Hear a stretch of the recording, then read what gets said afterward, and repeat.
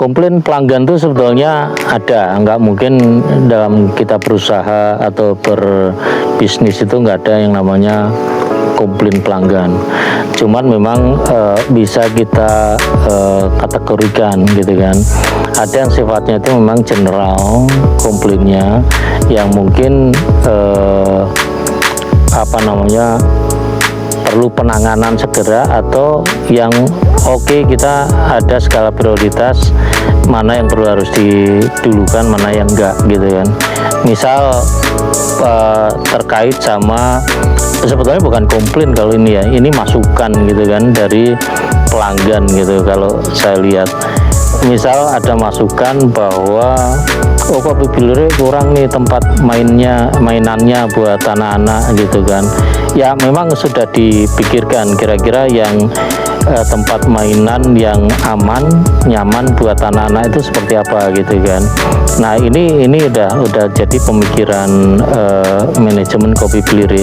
Tinggal nanti kapan merealisasikan, kita lihat timingnya aja. Kemudian ada juga komplain masalah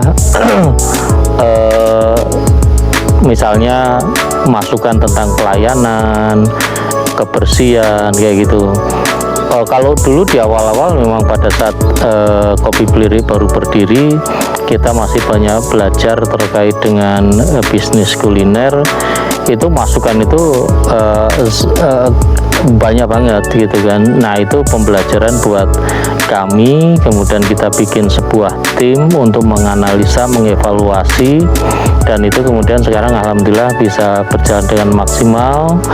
Terima kasih banyak sama pelanggan karena udah banyak memberi masukan baiknya seperti apa gitu kan. Nah ada satu hal lagi yang terkait dengan masalah nah kalau ini mungkin komplain terkait masalah harga gitu kan.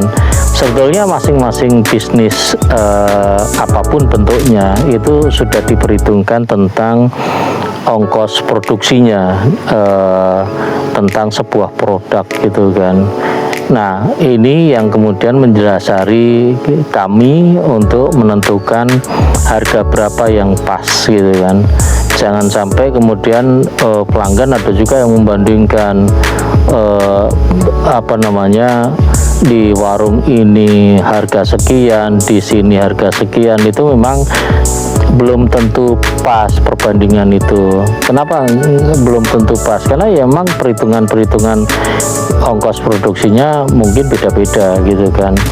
Nah kemudian yang kedua juga pelanggan juga pada saat mampir ke Kopi Bileri itu sendiri juga banyak banget yang kemudian habis makan menikmati suasana yang betul-betul nyaman.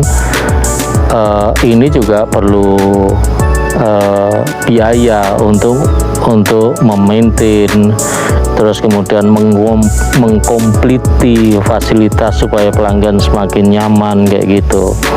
Nah ada juga komplain kenapa di Kopi Bileri itu nggak ada wifi gitu kan. Memang sengaja secara desain konsep bisnis Kopi Bileri itu memang kita nggak sediakan wifi.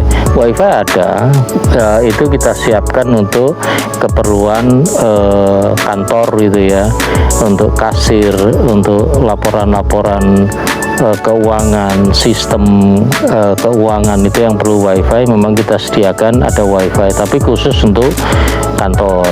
Tapi untuk pelanggan memang enggak. Kenapa? Karena memang konsepnya kita desain supaya pelanggan datang ke sini dengan keluarga, dengan teman, tuh yang muncul adalah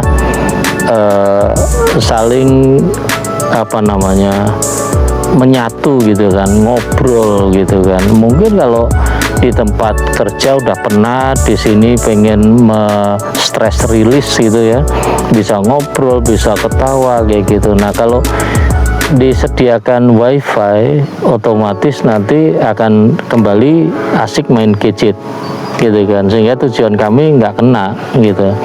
Nah pelanggan datang ke sini menikmati suasana, makan, minum, habis itu ngobrol dengan sesama pelanggan, anggota keluarga, teman atau saudaranya gitu kan, itu yang membuat kami ikut senang. Apalagi kalau misalnya sampai betul-betul akrab gitu kan, kami sebagai pengelola bisnis di Kopi Blirik itu ikut senang merasakan keakraban itu gitu.